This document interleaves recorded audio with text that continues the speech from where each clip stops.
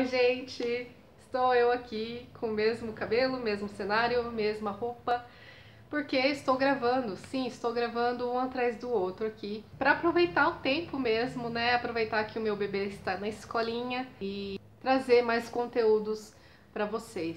E hoje eu vim falar com você que está tentando engravidar. Eu vim trazer aqui as minhas dicas pessoais, né, coisas que eu vivi, coisas que eu realmente acredito que funcionam, e são poucas dicas, mas essas dicas que eu vou dar foram as que funcionaram pra mim. Então, se você não me conhece, eu sou a Lilian Alcaso e eu tenho um bebê de 2 anos e 2 meses e agora eu tô grávida de 14 semanas do meu segundo bebê. E eu vim aqui compartilhar o que eu acho que fez a diferença para eu engravidar nas minhas duas gravidezes. Gravidezes. Então a primeira dica que eu dou é conhecer o seu corpo. Eu já tô sem tomar pílula faz um bom tempo. Deixa eu pensar aqui. Eu não tomo pílula já faz uns 4 anos, talvez. Eu fiz um vídeo aqui no canal falando sobre como acabar com as espinhas. Então eu vou deixar linkado aqui embaixo. E nessa época eu tinha acabado de parar de tomar a pílula, porque primeiro que eu tava tentando engravidar já na época, mas eu não tinha comentado aqui com vocês pro YouTube, né? Porque eu não queria uma pressão muito grande na minha cabeça, então já era uma pressão muito grande pra mim mesma. E compartilhar isso eu acho que só aumentaria essa pressão, então eu só compartilhei a parte em que eu estava tentando controlar as minhas espinhas, os meus hormônios, porque eles estavam assim, todos malucos, e eu tava com o rosto muito oleoso, a pele muito ruim, e saindo espinhas à torta e à direito. E eu tava tentando engravidar nessa época, e eu comecei a ler um livro muito interessante, que eu comentei ali também, nesse meu vídeo das espinhas e tudo mais, sobre as dietas restritivas, né? O que cada coisa ali que eu cortei, tipo açúcar, derivados do leite, o glúten, enfim. Eu tinha cortado tudo nessa época, me ajudou muito com a minha pele, com os meus hormônios, mas eu acho que o que fez a diferença foi eu começar a entender como que meu corpo estava trabalhando, porque fazia muito tempo que eu não sabia direito o meu ciclo, né? Porque eu tava tomando pílula, e quando a gente toma pílula, a gente meio que mascara todo o nosso funcionamento, assim, mesmo natural do corpo.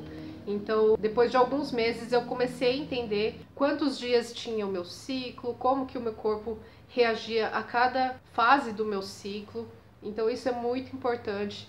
Para você conhecer o seu corpo, você precisa saber como que o seu corpo reage a cada fase do seu ciclo.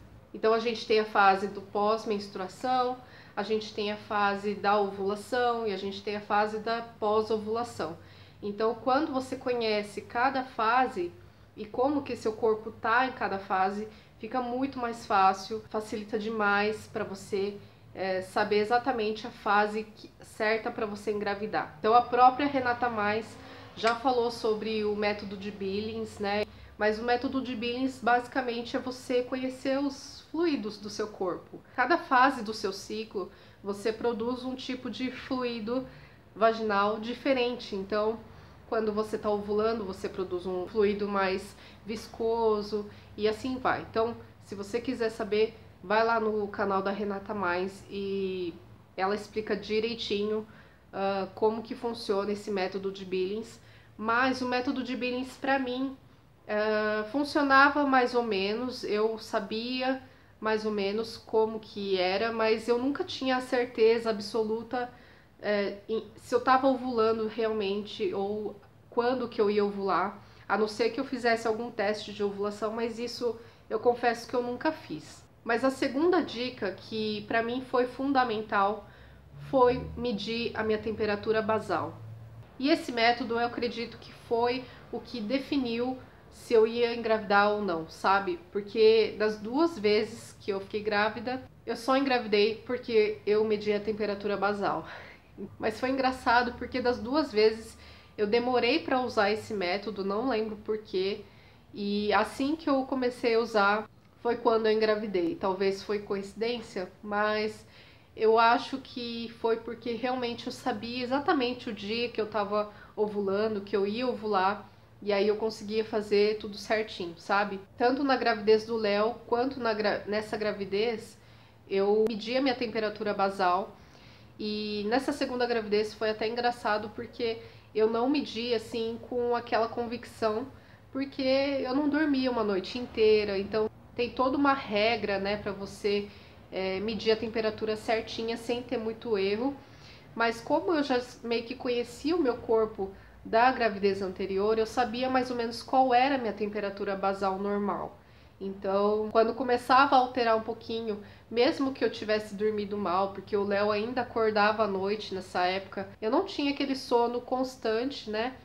Mas eu sabia mais ou menos quando eu tava para ovular, então eu ficava meio atenta na época e aí eu media minha temperatura mesmo assim, e mesmo assim minha temperatura ela calhava, sabe? Ela não dava muito erro, uma margem de erro muito grande não. Mas isso de novo, né? Porque eu já conhecia minha temperatura normal. Mas então é isso, é claro que uma dieta ajuda muito, você cortar certas coisas da sua alimentação que não te faz bem ajuda muito, mas eu acredito que eu só engravidei por conta dessas duas coisas que eu fiz, que é conhecer o seu corpo e medir a temperatura basal. Da minha primeira gravidez eu demorei 8 ou 9 meses para engravidar e dessa gravidez eu demorei em torno aí de 3 meses. Não é um tempo muito longo, com certeza não, né? 3 meses é muito rápido, mas eu achei que eu engravidaria muito rápido, porque eu achei que da primeira vez foi por conta da pílula, que eu tava desintoxicando da pílula, mas não foi bem assim, não foi na primeira vez que aconteceu.